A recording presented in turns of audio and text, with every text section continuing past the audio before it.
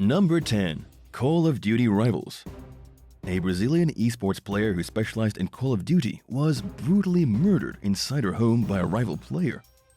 According to ESPN Brazil, as well as reports from the police, Oliveira Bueno da Silva, known by her online alias as Sol, was butchered by a guy named Guilherme Alves Costa. His online alias was Flashlight. Well, Flashlight broke into Oliveira's house and stabbed her to death. It all started several weeks before the murder. The two players met online, fighting on opposing teams. Guilherme allegedly invited Oliveira to his home as part of a joint competition. That was the first time they made contact in real life. 2 weeks after they met in person, something snapped in Guilherme's brain. He began to plot exactly how he would massacre his rival.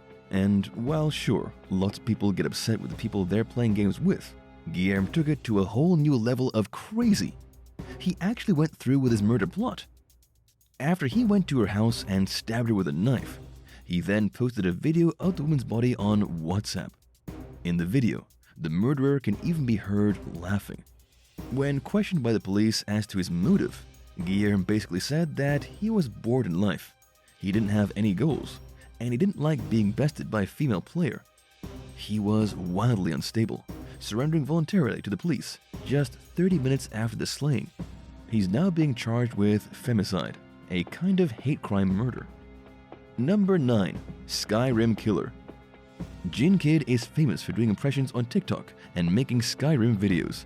He's also now famous for murdering his wife and her friend. Jin Kid is really named Ali Nasser Abulaban. At the time of his arrest, he had over 1 million followers on TikTok.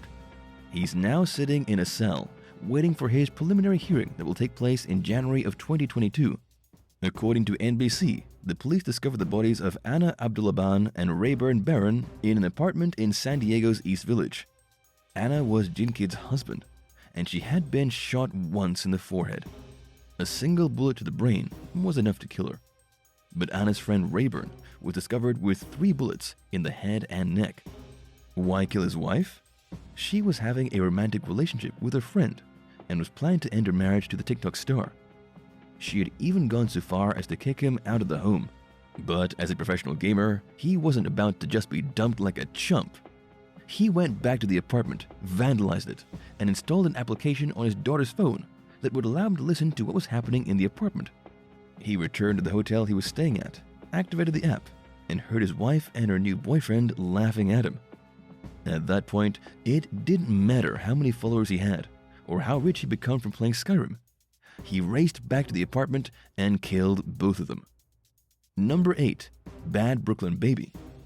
In Brooklyn, a mother's boyfriend has been charged with killing her baby just because the baby interrupted his gaming session. His name is Ricardo Price, 23. He's facing homicide charges for the death of Royalty Kemp.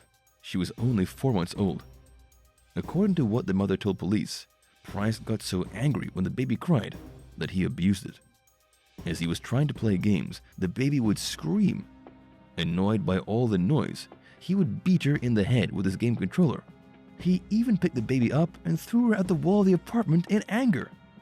There really is no silver lining to this horrific series of events. The mother had met Ricardo Price on a dating app the year before and had allowed him to move in with her. But clearly, it wasn't a very good idea. He was disturbingly obsessed with games and would rage anytime she or her baby interrupted him. And finally, his last outburst proved to be deadly. The child was taken to Woodhull Hospital, then transferred to the Bellevue Hospital in Manhattan. The doctors said Royalty suffered a brain injury, a fractured skull, and internal bleeding. There was nothing they could do to save her, and she died on July 1st. The day after the baby was brought to Bellevue was when the police finally got involved. Believe it or not, the mother never even went to the police following the incident. It was the hospital who had to call the cops, who thankfully arrested Ricardo Price and locked him up. Number 7. Console Wars. In Aurora, Colorado, a gamer was murdered in the parking lot of a McDonald's restaurant while trying to sell a gaming console. According to Matt Longshore with the Aurora Police Department, Andy Billinger was shot at 6:30 p.m. by a person who he had met on the internet. They previously agreed to meet in the McDonald's parking lot to hand over the piece of gaming equipment. The guy who did the shooting wanted to get his hands on the gaming console so bad that he set up a premeditated murder. The second that Andy pulled out the console, he was shot dead. The shooter grabbed the console and he left Andy in the parking lot to bleed to death. Andy's longtime girlfriend said that he sold all kinds of items online to help support his mother. Times were tough, so he decided to sell his treasured console. But unfortunately for him, he picked the wrong buyer. But here's where things get really wild. Last we heard, the police were still searching for the man responsible for the murder. Even though the shooter had set up the sale online, something you would assume could easily lead the police back to him, they have still been unable to track the crazed gamer down or identify him. What's your worst experience trying to sell something online? Let us know all about it in the comments. And if you're liking this video, be sure to hit the thumbs up and subscribe buttons if you haven't already. Number 6. An online friend. Breck Bednar was an English teenager from Surrey who was murdered in 2014. Breck was a student at the St. Bede School in Red Hill. He was a member of the Air Training Corps, and he frequently attended St. John the Evangelist Church. In other words, he was a perfectly ordinary guy and a positive member of his community. He also really enjoyed playing video games after school. He was passionate about gaming, like so many young people are these days. But here's where things get dark. Breck's mother had started to limit his access to his electronics. His personality was changing, she said. He was starting to refuse to go to church. He was obsessed with video games, and he never wanted to leave the house. The perfectly ordinary boy began going a little crazy. It all had something to do with somebody he was playing games online with for a few months. This individual was named Lewis Daines, 18 years old. Breck's parents even called the police to report that their son was in danger because of Daines' bad influence. But naturally, the police couldn't do much about a random online persona. On February 17, 2014, approximately 2 months after Breck's parents complained to the police, the two gamers met for the first time in real life. Breck traveled to Lewis's house in a taxi. Several hours later, photos of his dead body appeared on social media. As it turns out, Lewis was a reclusive, crazy person. He had Asperger's syndrome. He had been living alone ever since he was 16 in an apartment that his grandparents owned, and he was mentally ill. He had been plotting Breck's murder for weeks. When Breck finally arrived at his house, he butchered him in what was described as an extremely cruel and unusual manner. He then uploaded photos of the dead body online and waited for the police to come and arrest him. After the murder, he got life in prison. Number 5. In-game currency. A 17-year-old boy in Nepal borrowed some money from his friend to purchase some additional features in a mobile game he was playing. Anyone who's ever played a mobile game will know just how horribly addicting they are. Candy Crush, for example. Have you ever played it? Well, this kid was way in over his head. He just couldn't stop. The news never did say what game he was playing, but it was important enough that he poured all his money into it. When the friend whom he'd borrowed money off came looking to get paid back, that's when things turned ugly. The friend realized that the gamer was not planning to pay him back. He proved incapable of spending money on anything other than this game. On March 10th, Javan Kunte tried to get his friend drunk before asking for his money back. He thought maybe if the gamer was wasted, he would finally hand over the cash. But getting him drunk didn't work and only made things worse. The two got into an argument, and Javan Kunte slit the victim's throat. He could have just paid the money back instead of pouring it all into his game, but instead, he ended up dead, and his friend wound up in jail for murder. Number 4. Meth and PUBG. Yet another gamer broke down and started shooting people, this time on the other side of the world. A gamer in the city of Lahore, Pakistan, opened fire on his family when they tried to do an intervention on him. The intervention was half about video games and half about crystal meth. According to the local reports, the young gamer was terribly addicted to both PUBG and ice. He spent all his time doing methamphetamine and playing his game. His family was understandably distressed. He had gotten divorced from his wife. His life was spiraling down the drain, and all he cared about was his video game and his drugs. When his family tried to sit him down and talk things through, he wasn't having any of it.